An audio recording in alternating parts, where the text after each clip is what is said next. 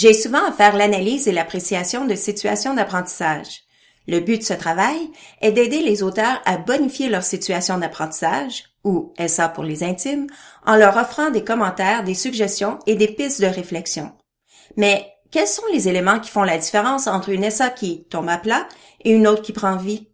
Pour illustrer ma réponse, je vous offre l'anatomie d'une situation d'apprentissage. Au centre de la situation, il y a le cœur. J'apprends quand j'ai besoin d'apprendre pour obtenir ce que je veux. C'est clair que les coups de cœur, les intérêts, les préoccupations varient d'une personne à une autre. Par contre, une constante demeure. Pour que l'apprenant s'en donne à cœur joie, présentez-lui une situation plausible qui aura du sens pour lui. Posez une problématique qui est soit un défi à relever, une prise de conscience, de décision ou de position.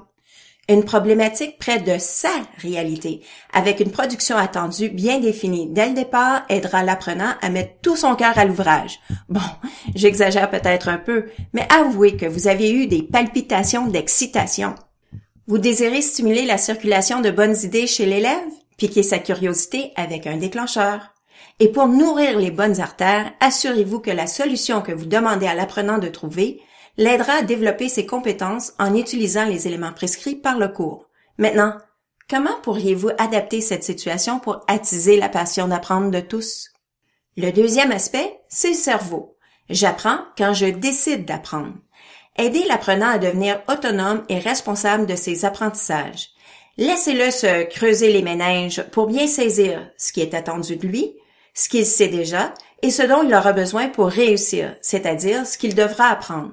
Et comment s'y prendre? Avant de s'engager pleinement dans la SA, il est normal que l'apprenant se pose les questions suivantes. C'est-tu nécessaire? Est-ce que je suis capable? Est-ce que j'ai le choix? Qu'est-ce qui risque de m'arriver si j'y arrive pas? Ces réponses influenceront sa motivation et sa décision à s'engager et à persévérer dans son apprentissage. Est-ce que les apprentissages que vous lui proposez ont du sens pour lui? Le placez-vous dans sa zone proximale de développement? Aura-t-il des choix qui lui permettront de personnaliser la SA? Est-ce que ses erreurs seront pour lui risque de punition ou occasion pour apprendre? Maintenant, qu'est-ce qui fait que tout se tient? C'est le squelette. J'apprends quand je peux faire des liens. Je vous donne un exemple. Si vous aviez à construire un squelette pour la première fois, laquelle de ces images vous serait la plus utile? Vous avez probablement choisi celle de droite. Sinon, ce serait un peu comme faire un casse-tête sans avoir l'image sur le dessus de la boîte. Bon, ce serait peut-être une belle surprise à découvrir au fur et à mesure, mais vous risquez surtout d'avoir l'impression d'avancer à l'aveuglette.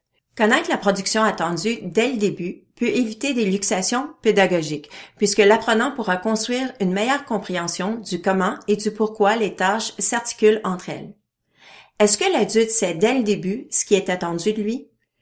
Peut-il aisément faire des liens entre la problématique, les tâches et la production attendue? Bon, maintenant, les muscles. J'apprends quand j'utilise ce que j'apprends.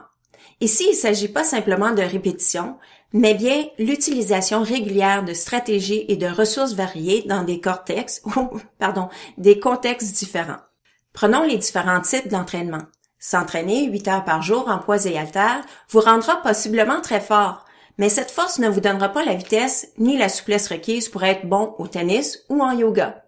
Par contre, si vous faites un entraînement combiné dont les poids et haltères peuvent faire partie, vous serez mieux préparé pour faire face aux différents défis que la vie vous présentera.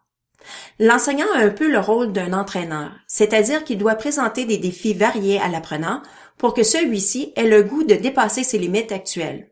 Dans la situation d'apprentissage, quelles tâches aideront à dégourdir l'apprenant afin qu'il s'entraîne à développer davantage ses muscles à analyser, évaluer et créer?